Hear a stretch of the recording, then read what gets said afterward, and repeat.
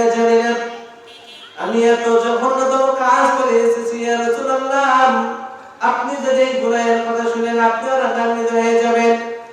এরপর আল্লাহর নবী সাহাবীকে ডাক দিয়ে বলে, ও সাহাবী, তোমার কি সমস্যা, তুমি আমাকে খুলে বলো।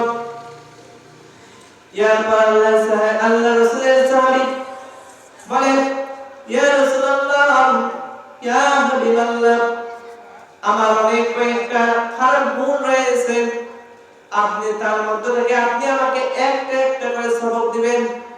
আপনি যদি আমাকে একসঙ্গে সবগুলো নিষেধ করেন আমি একটাও পারবো না। এরপর রাসূল করিম সাল্লাল্লাহু আলাইহি ওয়াসাল্লাম বললেন, আচ্ছা ঠিক আছে বলো। এরপর আল্লাহর নবী সাহাবী একে একে তার দোষগুলো বর্ণনা করতেছেন আর বলতেছেন, ইয়া রাসূলুল্লাহ, আমার গুনাহের কাজ এক নম্বর হচ্ছে, ইয়া রাসূলুল্লাহ, আমি জিনা করি, ইয়া রাসূলুল্লাহ, আমি জিনা করি।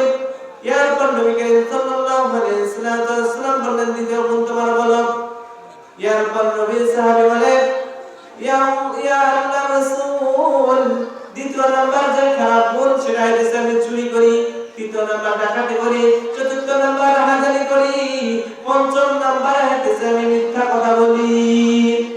এরপর আল্লাহর রাসূলের সাহাবী ডাকে বলে, ও আল্লাহর রাসূল, আপনি আমাকে যে কোনো একটা নিষেধ করবেন, একটা করে সবক দিবেন, একসঙ্গে যদি সবগুলো নিষেধ করেন তাহলে আমি একটাও পারবো না। এরপর নবী করিম সাল্লাল্লাহু আলাইহি ওয়াসাল্লাম বলেন, আচ্ছা তোমার আজকের সবক হচ্ছে তুমি জীবনের ভিতরে মিথ্যা কথা বলে ছেড়ে দাও। এরপর আল্লাহর রাসূলের সাহাবী মনে মনে ভাবে, আজকে আমি ডিএসপি সাহেবের বাড়িতে চুরি করতে যাব, আমার কি সৌভাগ্য, আল্লাহ রাসূল আমাকে জিনা করতে নিষেধ করেন নাই, চুরি করতে নিষেধ করেন নাই, খুন খারাপি করতে নিষেধ করেন নাই, রাহাজানি করতে নিষেধ করেন নাই, আমাকে শুধু নিষেধ করেছেন যে মিথ্যা কথা বলা যাবে না। আচ্ছা আমি মিথ্যা কথা জীবনের ভিতরে ছেড়ে দিলাম। এরপর যখন গভীর রজনী হয়ে গেল, গভীর রজনীতে রাসূলের সাহাবী ঘুম থেকে জাগ্রত হওয়ার পর ভাবছেন আজকে ডিএসপি সাহেবের বাড়িতে গিয়ে চুরি করবো, কারণ নবী করিম সাল্লাল্লাহু আলাইহি ওয়াসাল্লাম আমাকে চুরি করতে নিষেধ করেন নাই। এরপর যখন ঘর থেকে আল্লাহ রাসূলের সাহাবী দুইখানা পা মোবারক বের করে দিলেন, সঙ্গে সঙ্গে আল্লাহর ভয় অন্তরের মধ্যে জাগ্রত হয় আর মনে মনে চিন্তা করতে লাগে, আল্লাহ রাসূল যদি আগামীকাল আমাকে জিজ্ঞাসা করে, সাহাবী তুমি কে চুরি করার জন্য গিয়েছিলা,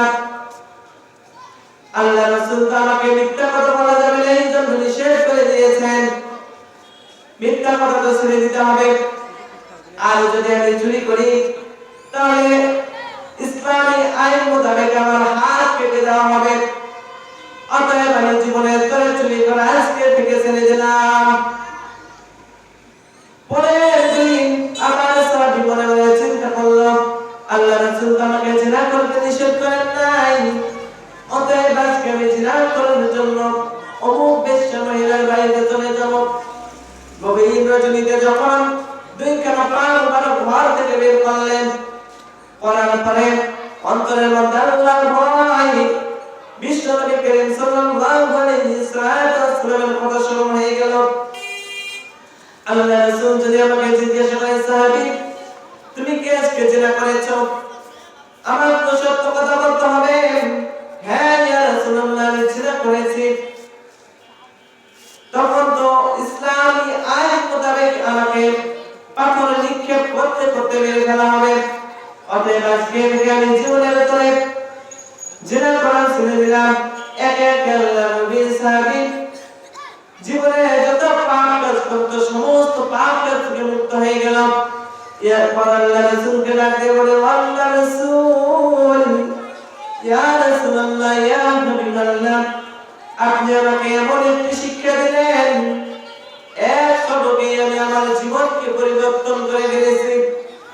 এরপর রাসূল করিম সাল্লাল্লাহু আলাইহি ওয়াসাল্লাম তো সবই জানেন, তারপরেও জিজ্ঞাসা করলেন, কিভাবে তুমি জীবন পরিবর্তন করেছো? ইয়ার পরে সাহাবী বলেন, এই রাসূল, ইয়া রাসূলুল্লাহ, ইয়া হাবিবাল্লাহ, যখনই আমি কোনো গুনাহের কাজ করার জন্য চলে যেতাম, সঙ্গে সঙ্গে আল্লাহর ভয়ে আমার অন্তরের মধ্যে জাগ্রত হইত, আর আপনার কথা অনুসরণ হইত। ইয়া রাসূলুল্লাহ, ইয়া হাবিবাল্লাহ, আপনি তো আমাকে মিথ্যা কথা বলার জন্য নিষেধ করে দিয়েছেন। এই কারণে আমি যে কোনো কাজ করতে যাইতাম, তার পূর্বে ভাবতাম নবী করিম সাল্লাল্লাহু আলাইহি ওয়াসাল্লাম যদি আমাকে জিজ্ঞাসা করে তুমি কি কি গুনাহ করেছো, আমার তো আপনার সামনে সমস্ত গুনাহের কাজ বর্ণনা করা লাগবে। আর গুনাহের কাজ করলে তো গুনাহের শাস্তি দুনিয়াতে আমাকে পাইতে হইতো। আমি যে গুনাহ করে সাহাবী, ইয়ার পর আল্লাহ রাসূল ডাকতে বলে, ও সাহাবী, তোমার কি সমস্যা, তুমি খুলে বলো। ইয়ার পর নবী সাহাবী কান্না করেন আর বলে, ইয়া রাসূলুল্লাহ, আল্লাহ আমার গুনাহ মাফ করবে কিনা জানি না, আমি এত জঘন্যতম কাজ করে এসেছি। ইয়া রাসূলুল্লাহ, আপনি যদি এই গুনাহের কথা শুনেন আপনি রাগান্বিত হয়ে যাবেন। ইয়ার পর আল্লাহ নবী সাহাবীকে ডাকতে বলে, ও সাহাবী, তোমার কি সমস্যা, তুমি আমাকে খুলে বলো। ইয়ার পর আল্লাহ রাসূলের সাহাবী বলেন, ইয়া রাসূলুল্লাহ, ইয়া হাবিবাল্লাহ, আমার অনেক কয়েকটা খারাপ গুণ রয়েছে, আপনি তার মধ্যে থেকে আপনি আমাকে একটা একটা করে সবক দিবেন। আপনি যদি আমাকে একসঙ্গে সবগুলো নিষেধ করেন আমি একটাও পারবো না। ইয়ার পর রাসূল করিম সাল্লাল্লাহু আলাইহি ওয়াসাল্লাম বললেন, আচ্ছা ঠিক আছে বলো। ইয়ার পর আল্লাহ নবী সাহাবী একে একে তার দোষগুলো বর্ণনা করতেছেন আর বলতেছেন, ইয়া রাসূলুল্লাহ, আমার গুনাহের কাজ এক নম্বর হচ্ছে, ইয়া রাসূলুল্লাহ, আমি জিনা করি। ইয়া রাসূলুল্লাহ, আমি জিনা করি।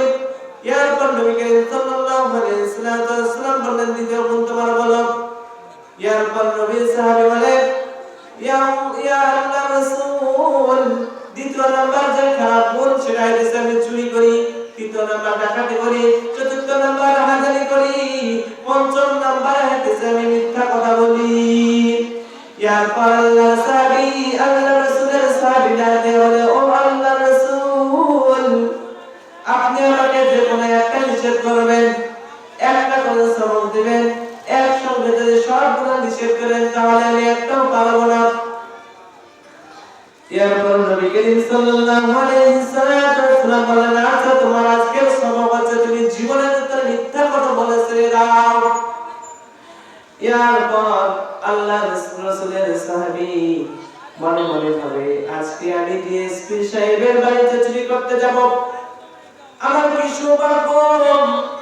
আল্লাহ রাসূল আমাকে জিনা করতে নিষেধ করেন নাই, চুরি করতে নিষেধ করেন নাই, খুন খারাপি করতে নিষেধ করেন নাই, রাহাজানি করতে নিষেধ করেন নাই, আমাকে শুধু নিষেধ করেছেন যে মিথ্যা কথা বলা যাবে না। আচ্ছা আমি মিথ্যা কথা জীবনের ভিতরে ছেড়ে দিলাম।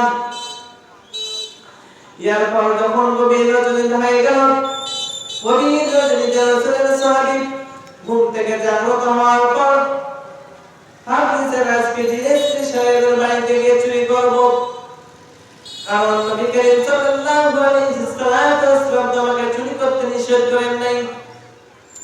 এরপর যখন ঘর থেকে আল্লাহ রাসূলের সাহাবী দুইখানা পা মোবারক বের করে দিলেন, সঙ্গে সঙ্গে আল্লাহর ভয় অন্তরের মধ্যে জাগ্রত হয় আর মনে মনে চিন্তা করতে লাগে, আল্লাহ রাসূল যদি আগামীকাল আমাকে জিজ্ঞাসা করেন, সাহাবী তুমি কে চুরি করার জন্য গিয়েছিলা,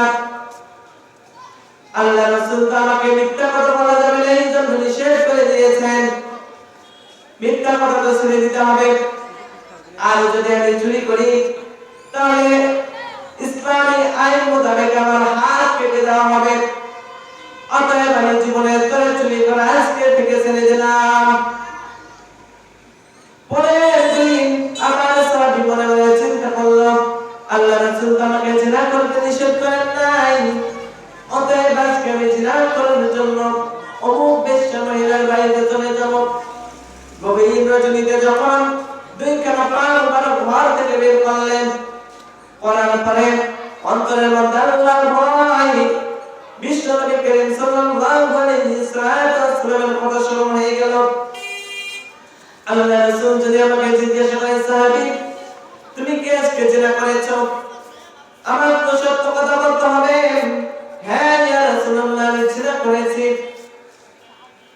তখন তো ইসলামী আইন মোতাবেক আমাকে পাথর নিক্ষেপ করতে করতে মেরে ফেলা হবে।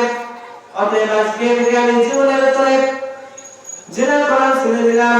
এক এক আল্লাহর নবী সাহাবী জীবনে যত পাপ কাজ করত সমস্ত পাপ কাজ থেকে মুক্ত হয়ে গেল। এরপর আল্লাহ রাসূলকে ডাকতে বলে, আল্লাহ রাসূল, ইয়া রাসূলুল্লাহ, ইয়া হাবিবাল্লাহ, আপনি আমাকে এমন একটি শিক্ষা দিলেন, এক পদকে আমি আমার জীবনকে পরিবর্তন করে ফেলেছি। এরপর রাসূল করিম সাল্লাল্লাহু আলাইহি ওয়াসাল্লাম তো সবই জানেন, তারপরেও জিজ্ঞাসা করলেন কিভাবে তুমি জীবন পরিবর্তন করেছো? এরপর সাহাবী বলেন, হে রাসূল, ইয়া রাসূলুল্লাহ, ইয়া হাবিবাল্লাহ, যখনই আমি কোনো গুনাহের কাজ করে চলে যেতাম, সঙ্গে সঙ্গে আল্লাহর ভয়ে আমার অন্তরের মধ্যে জাগ্রত হইত আর আপনার কথা অনুসরণ হইত। ইয়া রাসূলুল্লাহ, ইয়া হাবিবাল্লাহ, আপনি তো আমাকে মিথ্যা কথা বলার জন্য নিষেধ করে দিয়েছেন। এই কারণে আমি যে কোনো কাজ করতে যাইতাম তার পূর্বে ভাবতাম নবী করিম সাল্লাল্লাহু আলাইহি ওয়াসাল্লাম যদি আমাকে জিজ্ঞাসা করে তুমি কি কি গুনাহ করেছো, আমার তো আপনার সামনে সমস্ত গুনাহের কাজ বর্ণনা করা লাগবে। আর গুনাহের কাজ করলে তো গুনাহের শাস্তি দুনিয়াতেই আমাকে পাইতে হইতো। আমি যে